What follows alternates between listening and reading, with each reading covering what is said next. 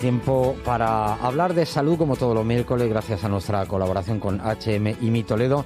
Y hoy hablamos de las vacunas infantiles que están de actualidad por varios asuntos. ¿Por qué? Pues porque, por ejemplo, en Estados Unidos el secretario de Estado de Salud ha generado polémica al afirmar que las vacunas que allí se administran no han sido probadas con placebos, algo que ya ha sido desmentido.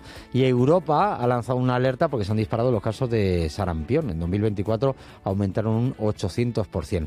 Bueno, de todo ello hablamos con la doctora Paola Navas, pediatra de HM Toledo. Doctora, ¿qué tal? Buenos días. Buenos días, muy bien, ¿qué tal? Bueno, ¿a qué se debe ese aumento de casos de sarampión? ¿A quién lo atribuyen ustedes como médicas y médicos, como expertos? Bueno, pues efectivamente existe un incremento de casos de sarampión no solo en Estados Unidos, sino también en España y otros países europeos. Y esto puede ser atribuido, según fuentes fiables como el Comité Asesor de Vacunas de la Asociación Española de Pediatría, a una preocupante disminución de las coberturas vacunales, especialmente en la segunda dosis de la triple vírica. Como dato, en 2023 solo se alcanzó en España una cobertura de en torno al 92%, por debajo del objetivo del 95% necesario para mantener la inmunidad de grupo. Dado que en un mundo globalizado las enfermedades infecciosas pueden cruzar fronteras fácilmente, es importante mantener altas tasas de vacunación, así como revisar y actualizar las cartillas de nuestros hijos, especialmente si vamos a viajar a regiones con brotes activos de sarampión. ¿Tienen una explicación de por qué se ha producido esa disminución de la vacunación, sobre todo esas segundas dosis? Bueno, pues a veces los padres somos muy... nos preocupamos mucho por la salud de nuestros hijos cuando son más vulnerables en el primer periodo, pero según va pasando el tiempo, igual nos relajamos en esos calendarios vacunales. Ya. Por eso es siempre conveniente acudir al centro de salud y revisar si no estamos seguros que hemos puesto esas segundas dosis. ¿Notan también que ha crecido el negacionismo ante las vacunas? Bueno, sí, pues corrientes actuales como que las vacunas causan autismo hacen que los padres, pues de forma normal, con tanta información y sin desinformaciones que corren actualmente, pues tengan miedo y tengan dudas acerca de si están haciendo lo mejor para sus hijos. En este caso yo siempre recomiendo vacunar. Hay que explicar a los padres con claridad, desde la empatía y con total respeto que las vacunas son un brazo imprescindible para la salud de nuestros hijos, pero que además son seguras, han sido estudiadas durante años, tenemos miles de datos y los efectos secundarios suelen ser leves, pasajeros. Y por eso tenemos que animar a todos los padres a vacunar a sus hijos. Pues vamos a hacer eso, vamos a informar qué complicaciones puede provocar a quienes no estén vacunados. Bueno, pues las complicaciones pueden ser graves, respecto, por ejemplo, al sarampión, pues podemos tener casos de neumonía, que es la causa más de muerte relacionada con el sarampión en niños pequeños, a otitis, diarreas severas, encefalitis o, por ejemplo, si se contagian mujeres embarazadas, pueden tener mayor riesgo de parto prematuro, niños nacidos con bajo peso o abortos espontáneos.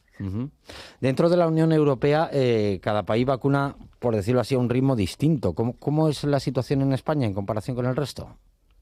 Bueno, pues tradicionalmente en España la cobertura vacunal sigue siendo alta en comparación con muchos países europeos, pero como he dicho, pues presenta actualmente algunas brechas preocupantes, como por ejemplo esa segunda dosis de la triple vírica o la recién añadida al calendario vacunal vacuna contra el virus del papiloma humano en adolescentes varones, con una cobertura todavía muy baja, o la vacunación universal antigripal en los niños de 6 a 59 meses, donde la cobertura vacunal ha sido bastante inferior a la deseada y a la esperada. Bueno, estos días también algunos usuarios han comentado que no han podido vacunar a sus hijos por el tema del apagón. ¿Cómo ha afectado la falta de suministro a las vacunas? Bueno, entiendo que esas dosis van a poder ser recuperadas con mucha facilidad, porque nunca, en ningún caso es importante que una vacuna se retrase. Siempre es un poquito más importante que se ponga antes, se administre antes de tiempo, pero si la pauta se retrasa, la inmunidad se suele generar de forma correcta, con lo cual no es importante y esa vacuna se podrá recuperar sin ningún problema. O sea que no hay un problema grave si una vacuna se administra fuera del calendario recomendado. Esto va a depender de tanto de la edad como del tipo de vacuna y como del momento exacto de la administración. Pero en general, retrasar una vacuna no suele ser grave. Adelantarla demasiado o hacer mal los intervalos sí que puede hacer que no funcione bien y haya que repetirla. Y siempre será mejor seguir el calendario, pero si hay errores, suelen tener solución. Una de las novedades del calendario vacunal de Castilla-La Mancha es la incorporación de la vacuna contra el virus del papiloma humano para niñas y niños de 12 años. ¿Por qué es tan importante? Bueno, el virus del papiloma humano es muy común y se transmite por contacto íntimo y puede causar problemas muy serios como las verrugas genitales o el desarrollo de tumores en órganos genitales. La mayoría de las personas lo va a tener en algún momento de su vida sin saberlo. Antes se pensaba que era más importante o solo lo importante era vacunar a las mujeres antes de que tuvieran contacto con este virus, pero hoy en día sabemos que los chicos también pueden enfermar y por tanto padecer cáncer, especialmente en genitales, garganta y ano, y además vacunando a los varones ayudamos a cortar la cadena de contagio y así protegemos también a otras personas como son sus parejas actuales o futuras. Vuelvo un poco a lo que le decía antes. ¿Ha notado usted mayor duda entre padres y madres que se acercan a su consulta a la hora de vacunar a sus hijos? ¿Preguntan más que antes? Bueno, sí, como decía, pues las corrientes de información o desinformación a las que todos tenemos acceso actualmente, pues nos hacen dudar más. Pero como decía, explicando las cosas de una forma clara y sencilla y siendo muy asertivos en explicar que estas vacunas son totalmente seguras, los padres normalmente acceden a vacunar a sus hijos porque entienden que es la mejor forma de protegerles. En esto de la desinformación, a lo mejor hay gente que prefiere inmunizar a sus hijos a través del contagio, como por ejemplo puede pasar con la varicela. ¿Es recomendable? La respuesta, muchas veces oímos decir, mejor que pase la enfermedad y así ya queda inmunizado. Pero la verdad que tanto la enfermedad como la vacuna pueden dar esta inmunidad, pero no es lo mismo porque la gran diferencia está en el precio que se paga por esa inmunidad. Cuando un niño se vacuna, su sistema inmunitario se entrena para reconocer ese virus o bacteria sin necesidad de enfermar. Es como enseñarle a defenderse sin tener que enfrentarse a un combate real. Y así, si algún día se encuentra con el enemigo, pues está preparado. Pero en cambio, si se deja que el niño se contagie de forma natural, su cuerpo también va a aprender, sí, pero pasando por la enfermedad con todos los riesgos que ello conlleva. Fiebre alta, complicaciones, hospitalizaciones o incluso en algunos casos consecuencias graves o permanentes. Ya. Y otra duda que se plantea también, cuando llevo a vacunar al niño y tiene algún síntoma de enfermedad, ¿cuándo se debe evitar poner esa vacuna? Bueno, pues esta es muy buena pregunta porque es una pregunta bastante común entre madres y padres. La respuesta es que depende del tipo y la intensidad del síntoma. Es decir, sí se puede vacunar si el niño tiene síntomas leves como por ejemplo pues un poco de fiebre, siempre menor de 38, mocos, tos o algo de diarrea leve pero sin fiebre alta. En estos casos la vacuna es segura, eficaz y no hay necesidad de retrasarla.